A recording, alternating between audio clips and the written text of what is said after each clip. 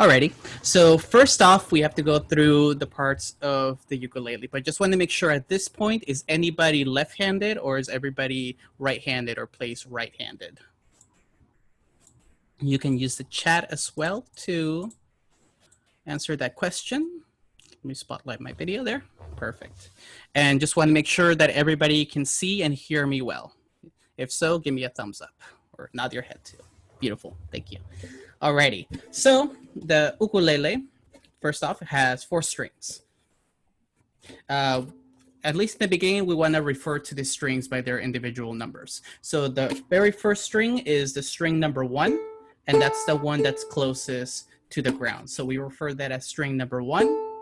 We go string number 2, string number 3, and string number 4 is the one that's closest to the ceiling. Moving on over here, we have these kind of little boxes. We call these frets. So inside this box here, when I fret something, meaning that I put my finger down in between there, this will be called fret number 1, fret number 2, 3, 4, 5, 6, 7, and so on.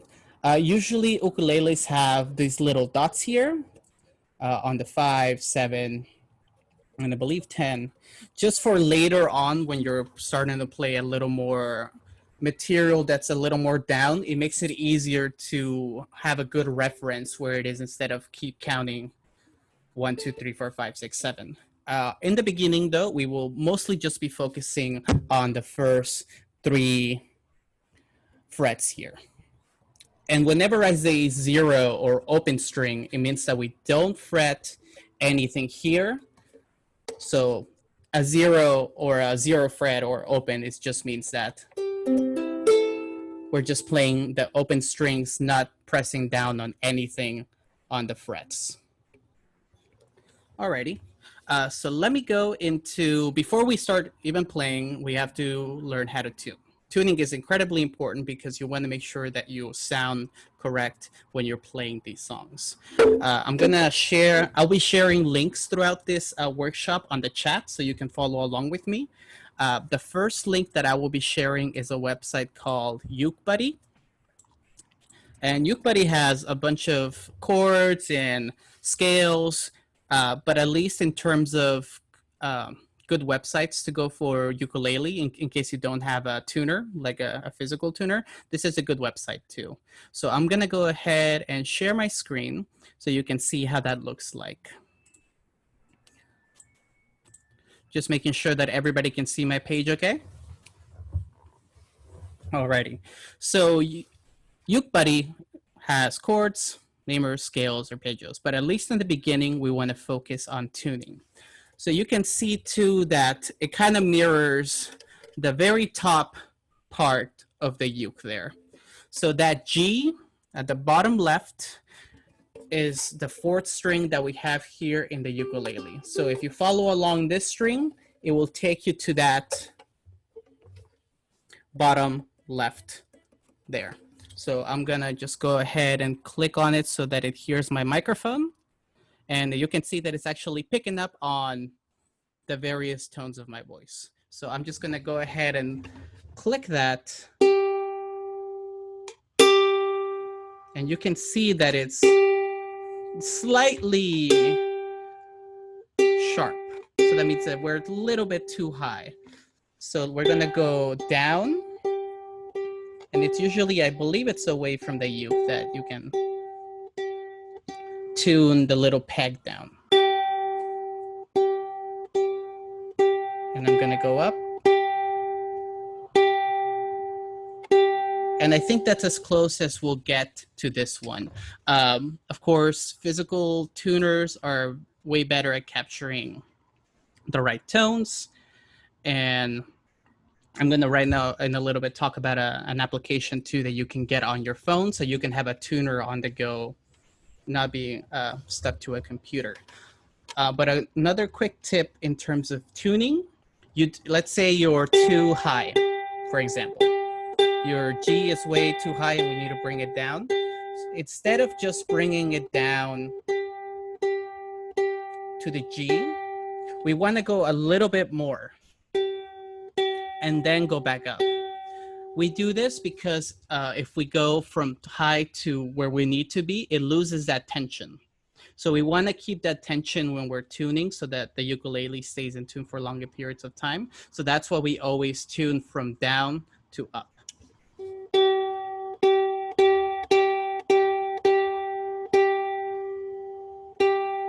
Alrighty, I'm going to go ahead and click on my third string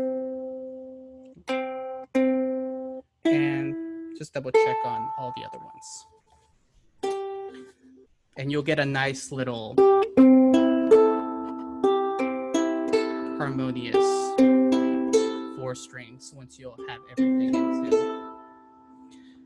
Another application too that you can download in the Android or App Store for iPhones.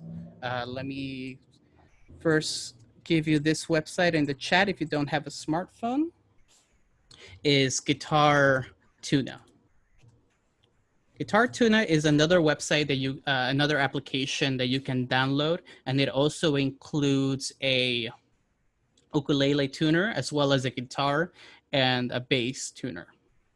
So I'm particularly more fond of the application since I have it on the go anytime I need it. And I'll show you on the screen that it looks very, very similar to what we have here on the page. So I'm just going to give everybody just one more minute to double check their tunings before we get started or continue to get started. And Freddie had mentioned a physical tuner. I have one of those. They have a little clip typically, and you can put it on the headstock like that. There'll be an on button because it's electronic. And what it does is it'll pick up the vibration. Probably can't see it on here very well. There we go.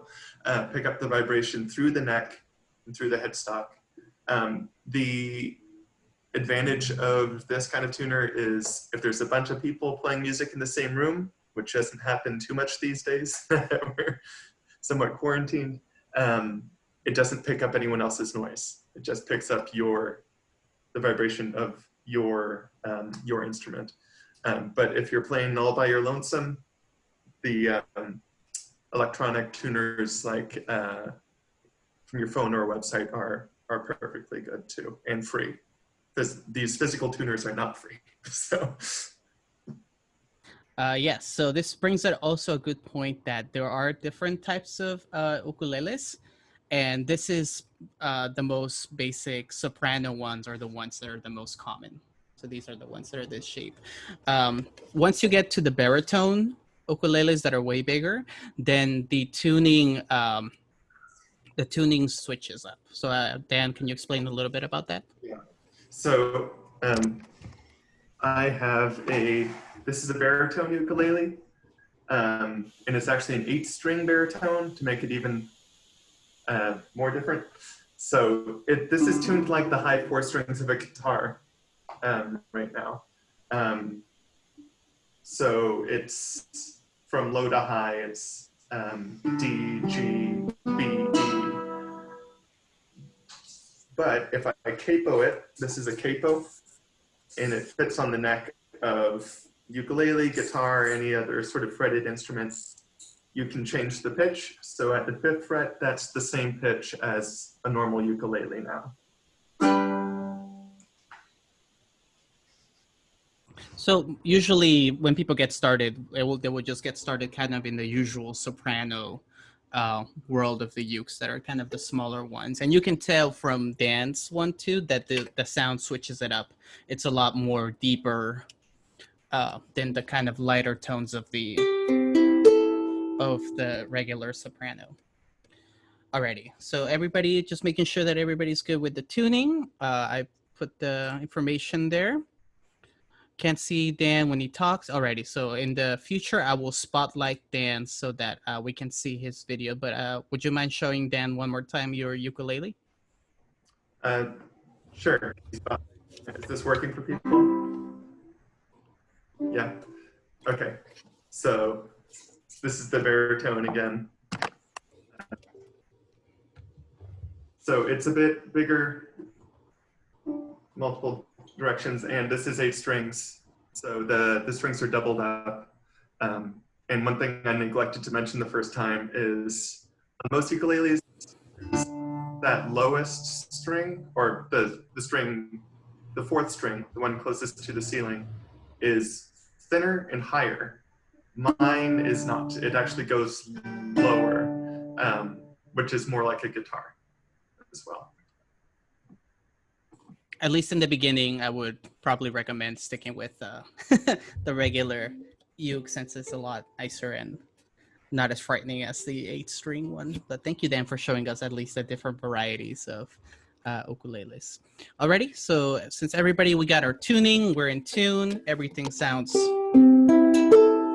nice and pretty. Let's go into kind of the different sounds that you can get out of it, because you can actually get kind of 3 different sounds from a uke. Right now I'm just strumming. Strumming is just the act of pushing everything all at once with the same force. And I'm kind of doing it with a little side of my thumb here without touching anything here at first in the beginning. So this is the kind of regular sound that we have when we strum just above the sound hole. And the more traditional kind of softer sounds come with strumming a little more towards this side here. So you can actually tell the difference as you go down.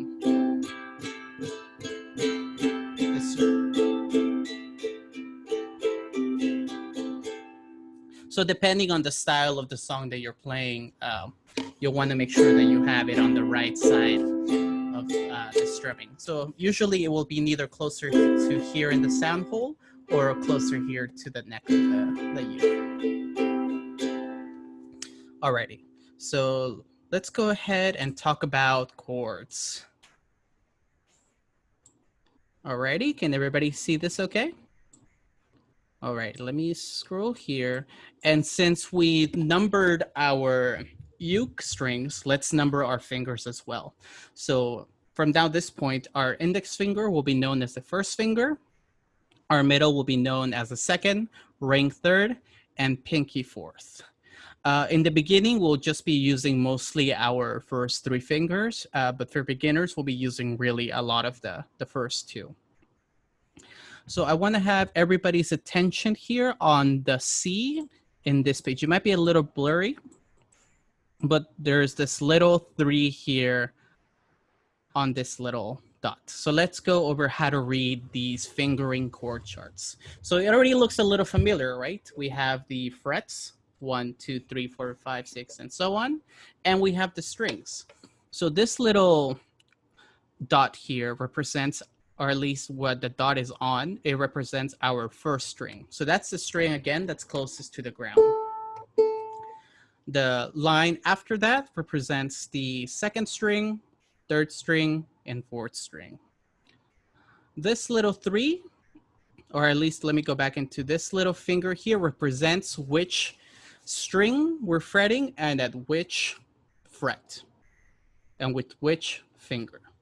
So let's take that all in. So we have the number 3 there. So let's use our ring finger to press down on the first string in the 3rd fret.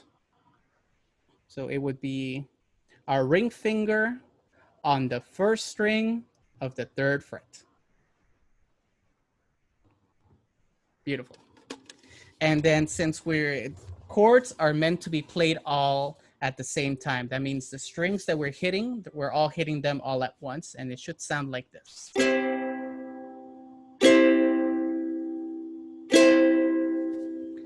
And anytime that we're practicing a new chord, we kind of want to go down one by one, just to make sure that there's no like clacking on the string and making sure that you're pressing down correctly.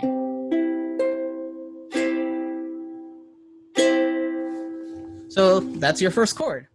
It's the beginning of a beautiful journey into music there. So that's the C chord.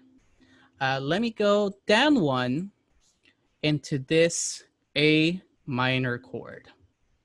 So with this one, we can see that there's no little dot on the 3rd fret of the 1st string. So instead we have a single dot on the 2nd fret of the 4th string, and this is a number 2. So what that means is that we are going to use our middle finger to fret the 2nd fret of the 4th string. So it's kind of on the other opposite side.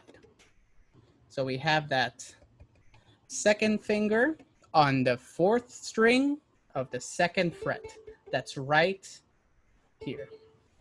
And anytime I'm pressing down with any finger, I'll show you my fingers here. You can see that I'm kind of pressing right underneath my fingernail. And this is a point where I say, if you like your fingernails on your left hand, you're gonna have to say goodbye. Just because you'll soon realize that when you're fretting or pressing down, that your finger actually lifts, it blocks it out of the wood.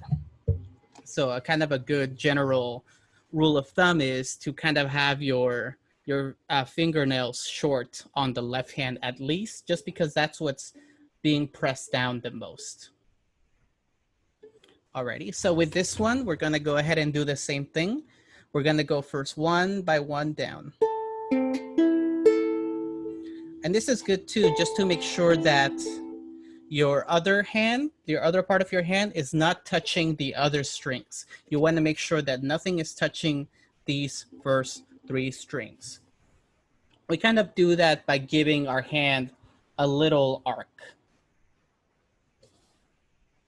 just to make sure that we are not, again, pressing or touching any of the first 3 strings.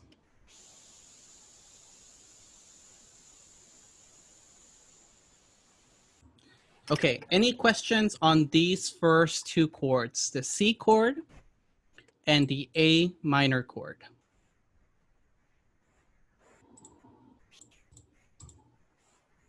Alrighty, beautiful. So we're gonna build upon that, right? Because we only not want to use one finger all the time. So let's go into the F chord.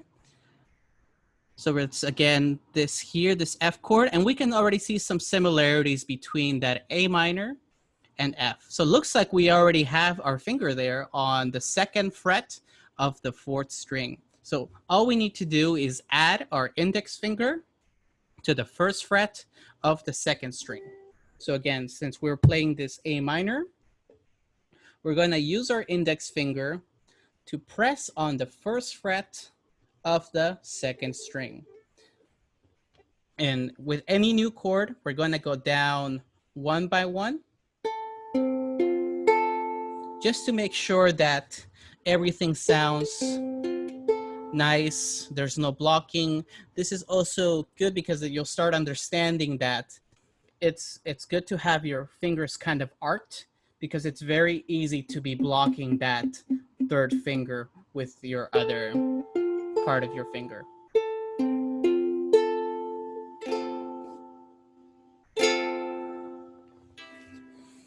Alrighty. So that one is very similar. So why do we start kind of with C, A minor, F, and then let's go to this A here? You'll realize that we keep our finger there the whole time.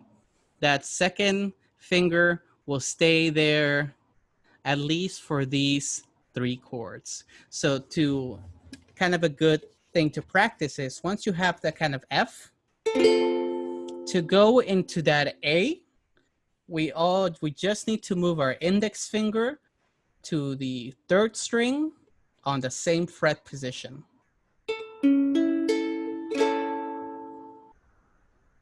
So again, kind of practice going between F and A. So you can strum F once, and then move your index finger up to the 2nd fret, the 1st fret of the 3rd string. So it's just a dance between these 2 right here. This makes it an A minor, and then this makes it a F chord.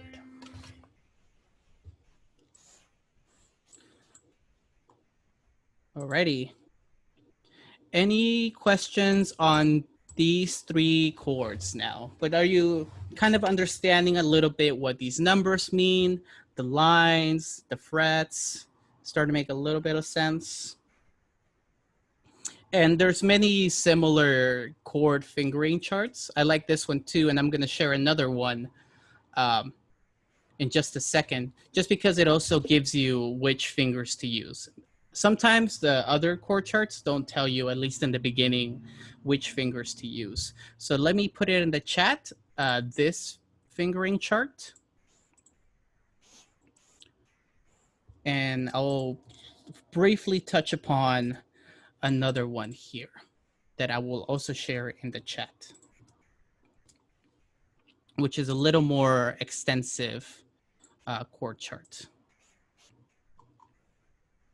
Alrighty, so this is a way more complete version of the ukulele chart, but at least in the beginning, we're going to focus just on the major, minors, and sevens. So you can see this C here. It looks very, very similar to the one that we played, where there's that 3 there and the little dot there that indicates that we need to fret it on the first string of the 3rd fret. So let's talk about a little bit bar chords. So bar chords are a little bit more complicated versions of chords. They're basically the level up version of them. On this D here, you can see there is 1, 1, 1. So what does that mean? We have 3 dots here on the 4th, 3rd, and 2nd fret of the 2nd, 3rd, and 4th string. So what that means is that we're going to use our single index finger to press on those at a time. So this is not like the usual fretting one where we go kind of top. We're going to kind of roll a little bit to the side our finger. So this is okay too if you're just a beginner, but it will come up in a little bit. So this is just kind of good to understand what these 0, 1, 1, 1 on a single line mean.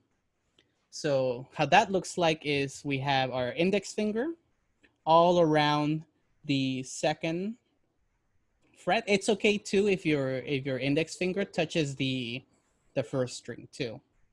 And then our pinky is used on the 1, 2 on the 5th fret. So that's kind of a little stretch, but that's how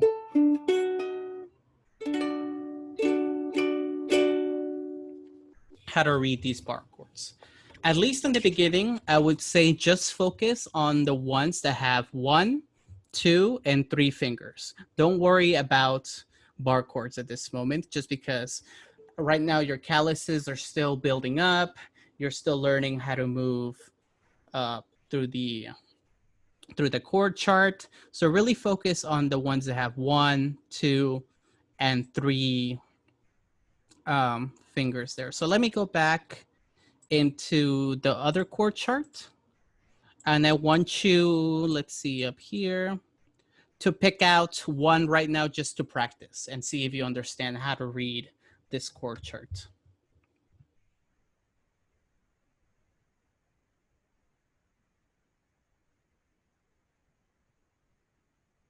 And then this is the part 2 where if you get kind of stuck or something doesn't make sense, you can ask questions and see how we can improve your technique.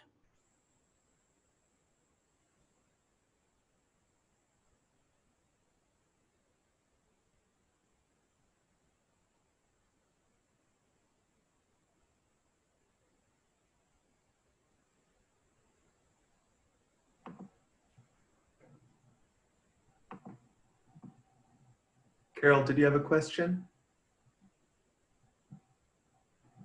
Let's see.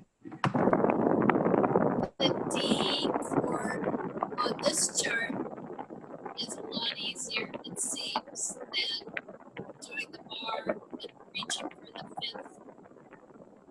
fifth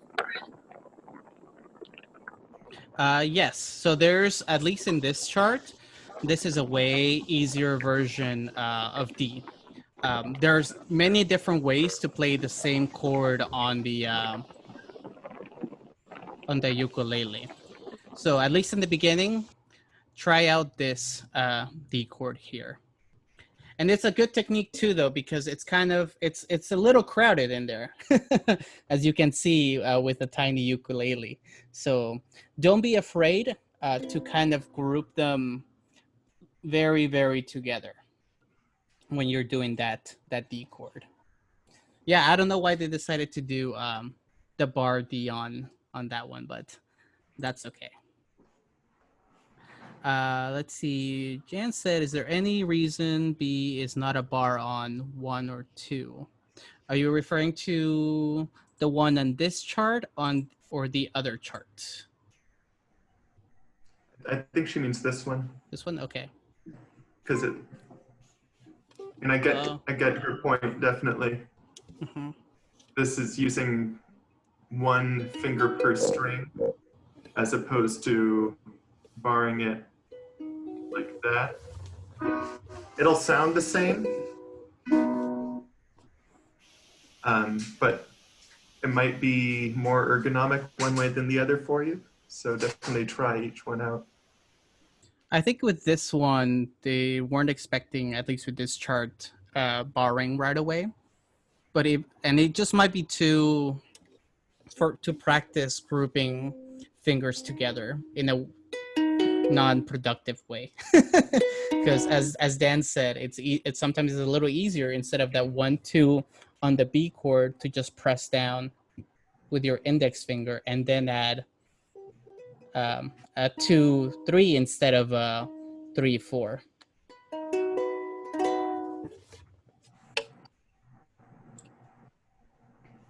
Alrighty, any other questions? Let me move this down a little bit.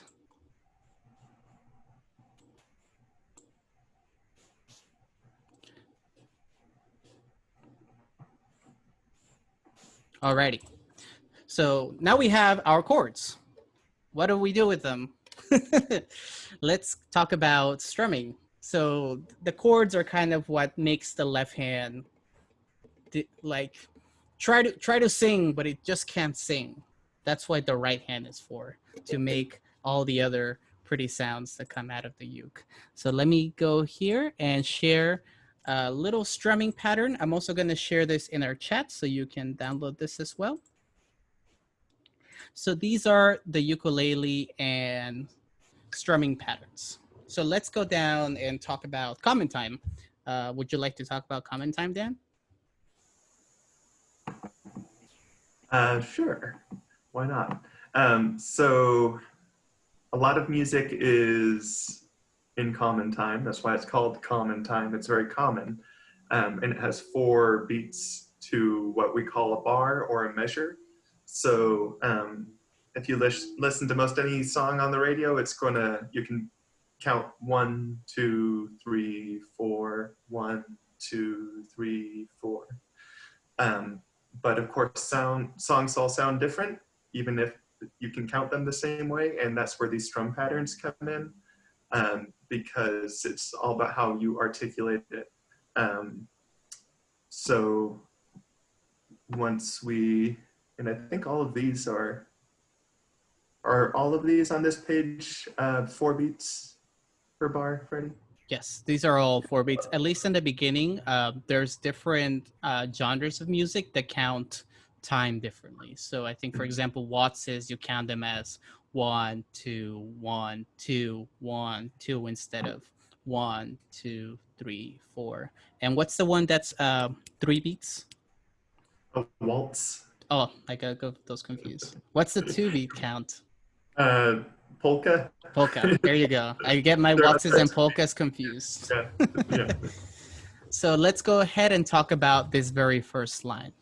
So like we said, there are 4 beats per bar. This is one single bar here that includes all 4 beats.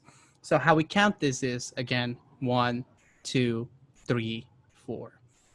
These capital Ds signify a down strum.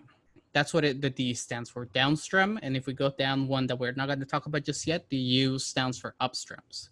So how we count these while we're playing, let's say we decide on playing the C chord. Again, that C chord is our ring finger on the 3rd fret of the 1st string. So how we would count this, it would be down strumming 1, 2, 3, 4. 1, 2, 3, 4.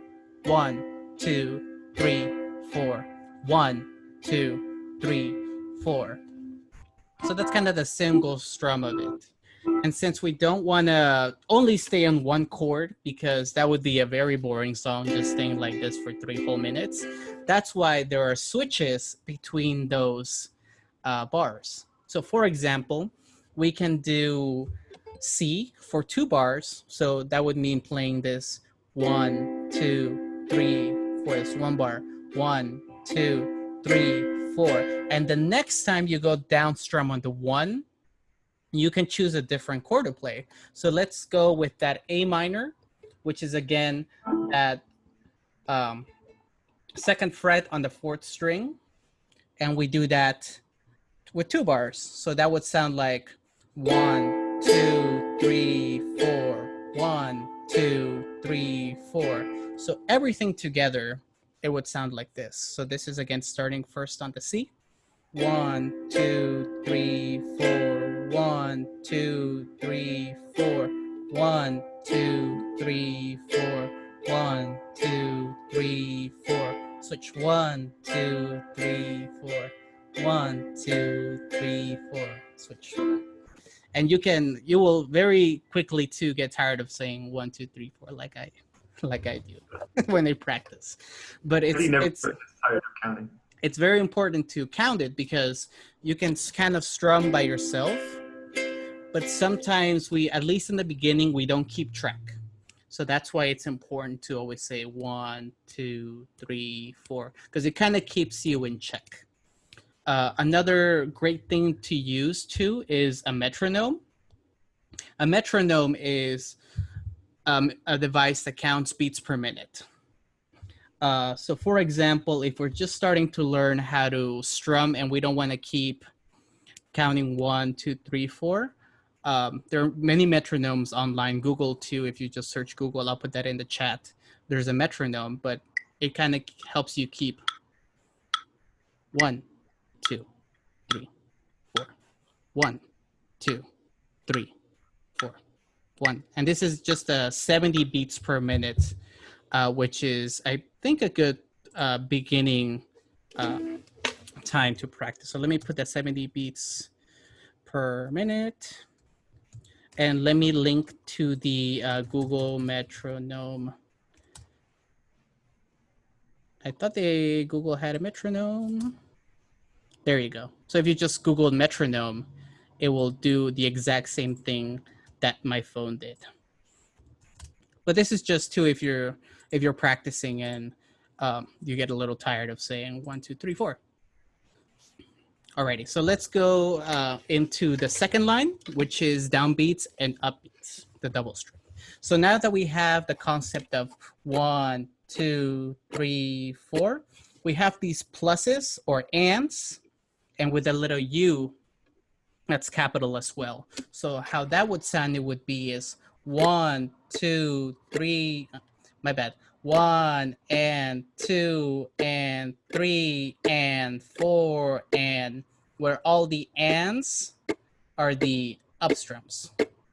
At least in the beginning, I'm not strumming all the chords, but I'm only strumming when they go up the first 2.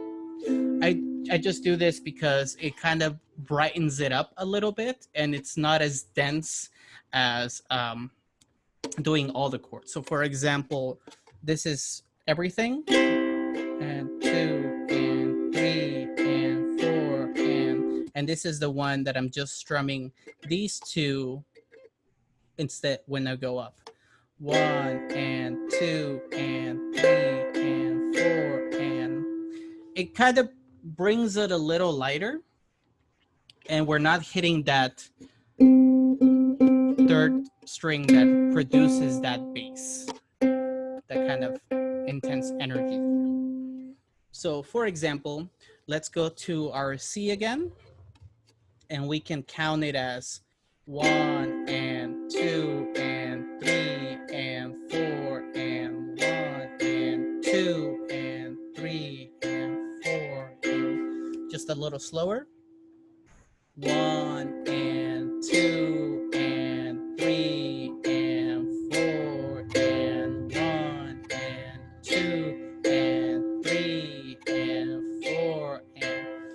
same thing with the first line. We don't want to stay on C for 3 minutes. So that's also where the switches come in handy. But this time we kind of have a little less time to change up. So for example, I have my 1 and 2 and 3 and 4 and. So as soon as I hit that and, next time I go down, I want to be on a different chord. So let's go into that A minor again. And on that next one, then it's that 1 and 2 and 3 and 4 and 1 and 2, 4 and 1. So it's that kind of nice little bounce there. Any questions on these first two all downbeats and then downbeats and upbeats?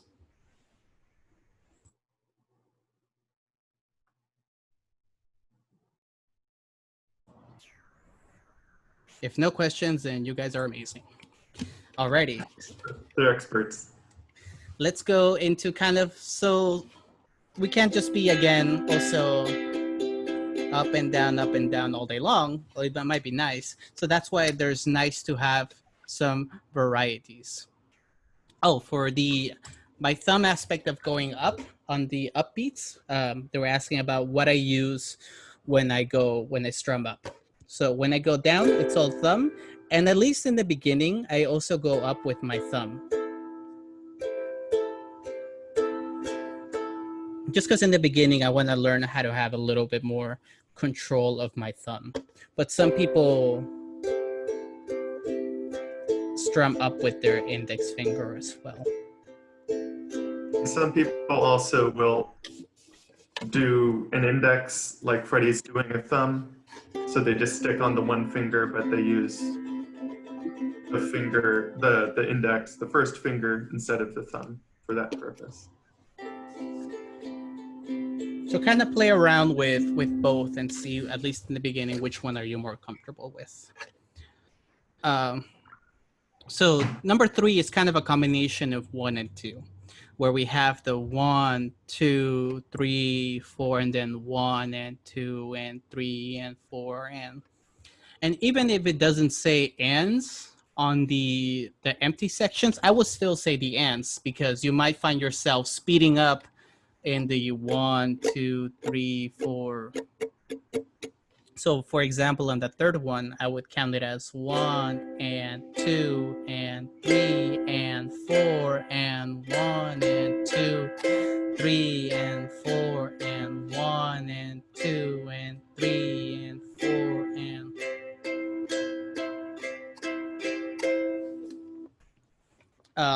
So I believe, let me double check. Yes, I share this in the chat. The only thing here too is that these, starting on the 5, we have these lowercase d's and u's. So what that means is that we really emphasize the capital letters. So that's why there's called the emphasize on the first downbeat. So for example, if I'm doing again my C chord, it would kind of be an intense 1 and a little softer. Da, da, da. Just like that. Because it really does give it a different vibe and style when you're playing that too. Anytime you practice these, remember to practice them slow in the beginning and making sure that you're strumming when you're supposed to. So for example, that Latin strum might sound a little off when playing slow. So for example, 1 and 2 and 3 and 4 and 1 and 2 and 3. But as you start to practice, get a little better, then it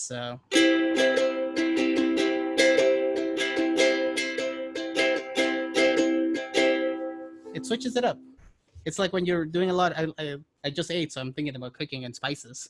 But it's putting all the delicious spices and making the notes really bright and sound just like you want to. Cool. Thank you. So practice these. Again, sound them out in your head and practice them too if you want with a metronome. So the next part is, since everybody has amazing musical tastes all over, it's kind of a little tricky to kind of teach songs too, because anytime that you're learning an instrument, you want to learn something that you want. You don't want kind of songs that you don't want to learn. So at least in the beginning, we're going to kind of teach you how to read these chord songs. So I'm going to go here into Better Cohen's version of Hallelujah. I'm just going to go over how to read that. So at least in the beginning, a couple of these will have their chord charts that we're familiar with already on the top. But this one doesn't have any of the letters on it. So, but at least we've been practicing C and A minor for what reason? Because we're going to use them for this song. So anytime that you're doing and learning these songs, it's good to kind of have them in your head or listen to them a couple times, because you'll realize that there are switches when he's singing, when there's the band playing. So for example, in that C and A minor, it would be, I believe it's just a one.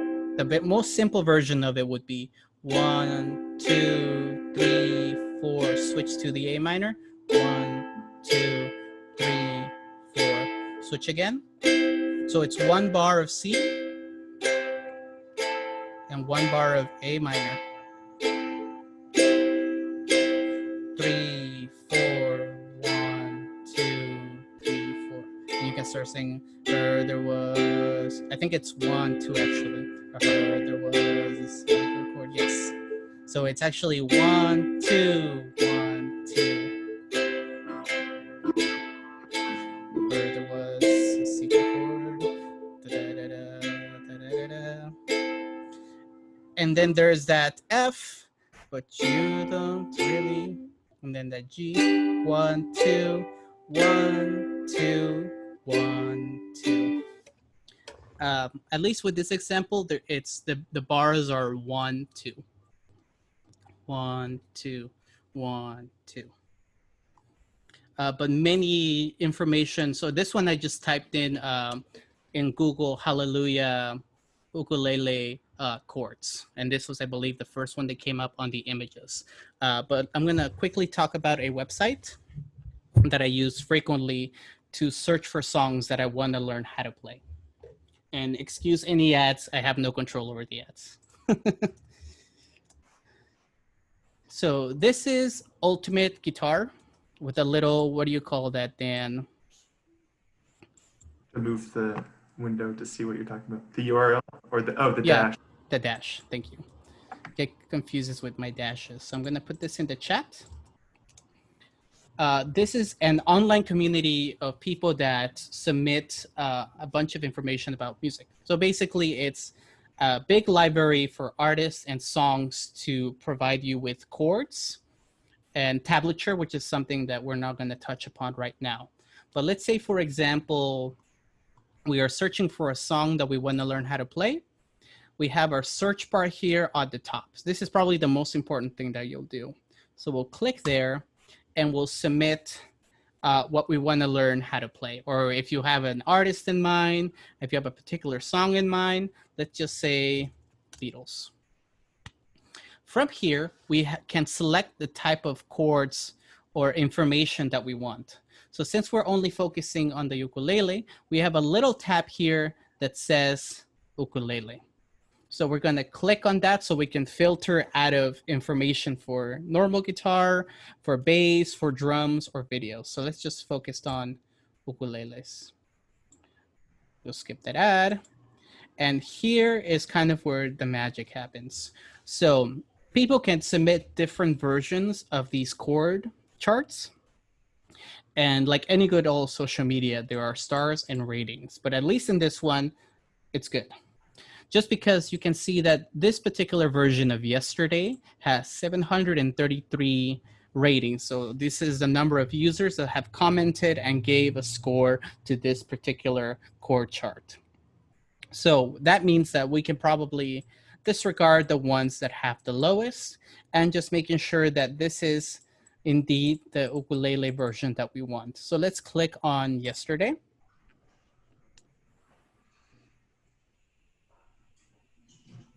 So it'll also give you the tuning, but this is the standard tuning, so we don't have to worry about that. If you're interested, it also gives you the key. I don't know if the key is correct, but Dan can probably attest to that. But anyways, that's not too much. That's a little too much information. There's also the chords that are used in the song, and they are also very familiar to what we are used to seeing there. So sometimes they will recommend different fingerings to chords. So really explore the ones that work for you. And for example, I don't know why they have the little dot here and says the 3rd fret. So it's the same C that we've been playing, they just labeled it a little different. So in the beginning here, yesterday is played 4 times on that G. So you can probably imagine in your mind that G being played and imitate, and then going to yesterday, and then so on. Anytime that you don't know a new chord or this is a little too small to read, you can use your mouse to hover over any chord here, and they will pop up this menu for the chord chart as well as the finger placement that I really like. So for example, since I really can't read that F7 up there, I can hover over and I can see this B7 and the fingers and which frets to do. So for this one, we have our first index finger on the 2nd fret of the 2nd string, our 2nd finger on the 3rd string of the 3rd fret, and our ring finger on the 4th string of the 4th fret. A nice little. And you'll realize too that you're basically just building a repertoire of all these chords so that you can use them for other songs. Let's go for another example. Sure, let's do Hey Jude. Jude. I need water. Alrighty, same thing. Tuning, key, and oh look, it doesn't have a million chords. That's amazing. So we have our C, G, A minor, F, and our C7 that we haven't done yet, but it's a fairly simple one where we have our index finger on the 1st string of the 1st fret. And another cool aspect too, sometimes this comes up, the strumming. So it looks very familiar to what we were doing with the ands and 2s and 3s and 4s. So let me share the computer audio here. Let's see if I can do that. Leave computer. And let me know if you can hear this. Okay, after it starts playing. Any sound coming out? Nope. Okay, let me double check real quick.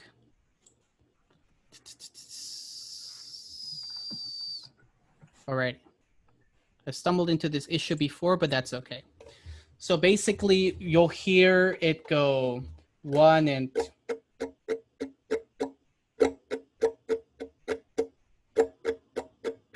1 and 2 and 3 and 4 and 1 and 2 and 3, but at least at a smaller, a steadier pace. So let me pull up my metronome, go to 73. Yeah, that's way slower. 2, 3, 4. 1, 2, and 3, and 4, and 1, and then